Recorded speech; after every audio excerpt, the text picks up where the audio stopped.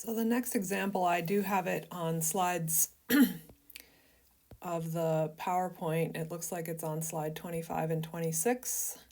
And I did notice that I had nice detailed instructions about the calculator keystrokes on slide 26. But for this problem, I'm going to take us over to our notes sheet and let's work through this problem about Marco, the football player.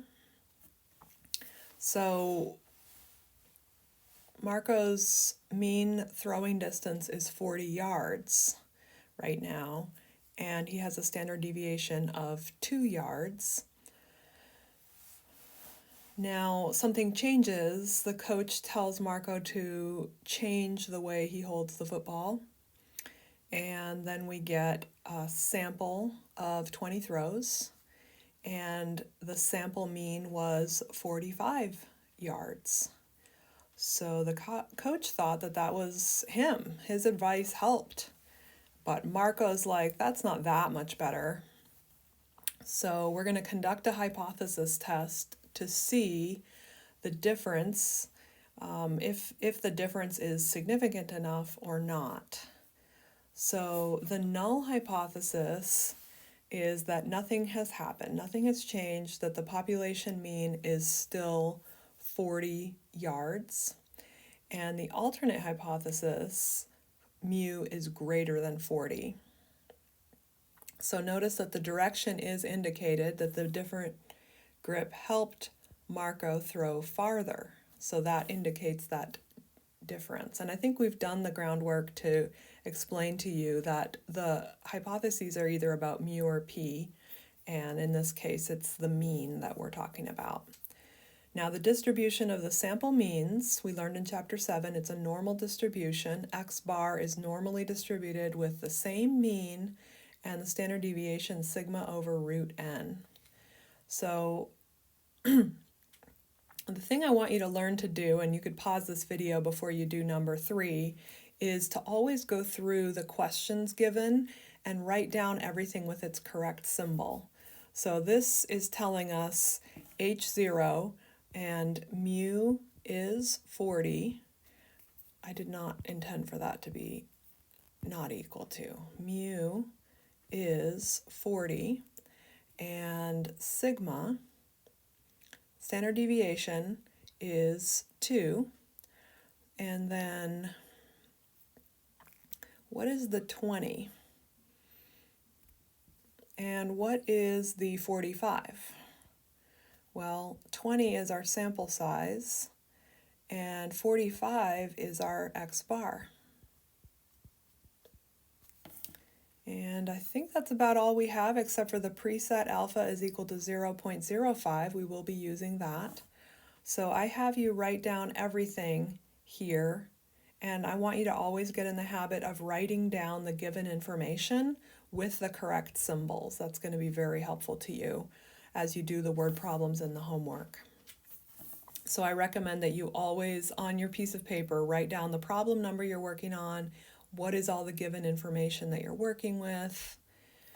Okay, so on the normal distribution, label mu and the sample mean. So notice that I labeled that mu is equal to 40 and that the sample mean is X bar equal 45.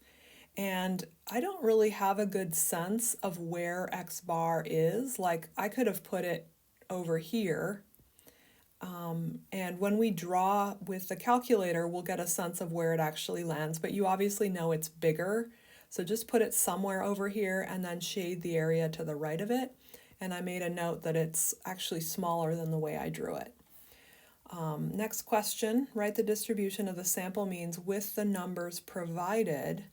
So I already told you this, or reminded you of that, but it's 40, 2 divided by square root of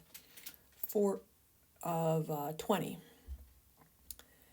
The area to the right of the sample mean is normal CDF, 45 is the left end, 1E99 is the right end, mu is 40, and then 2 over root 20. So when we go and do that on the calculator, we get a really tiny number. Normal CDF, 45, 1E99, 40, and 2 divided by root 20. And then we paste that, hit enter.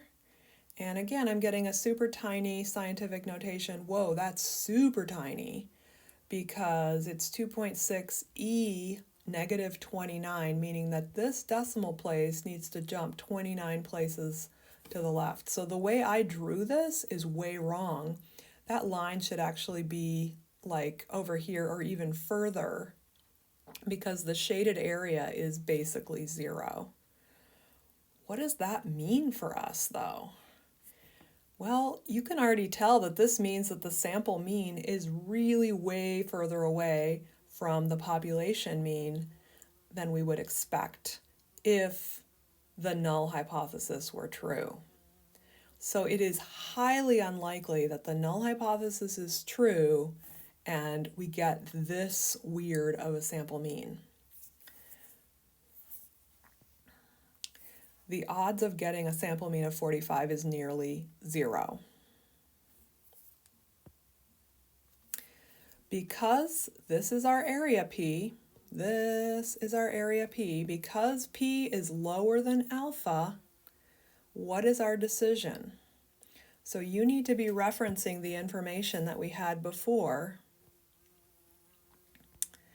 And I'm kind of thinking back to here.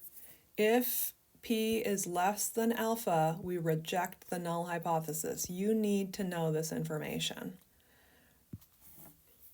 Put it on your notes sheet in case you get mixed up, but small p, high suspicion, and we do reject the null hypothesis. There is enough evidence to suggest, and then we write down HA in the context of the original situation. There is enough evidence to suggest that since Marco adjusted his grip, mu is now not 40, it must be bigger. So the population mean is no longer 40. We gave that assumption our faith, we gave it a shot, but it just seems really, really unlikely that this is still true. Confirm your results on the previous page, stat tests.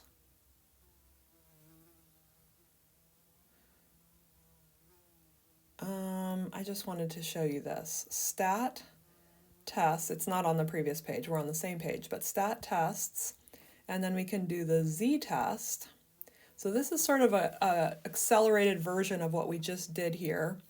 I'm going to use the statistics. I'm going to say mu0 is 40, standard deviation 2, x bar 45, n is 20. The direction is still greater than, and let's select draw, so the calculator will draw the picture for us. And notice that this time it tells us that the area P is 0. So it just rounded off and said, you know what, it's basically nothing. And the z-score is positive 11. Whoa, that's way off the charts because this is positive 3 here. So positive 11 just shows you that we're way outside of the realm of possibility. And I just called it extremely weird.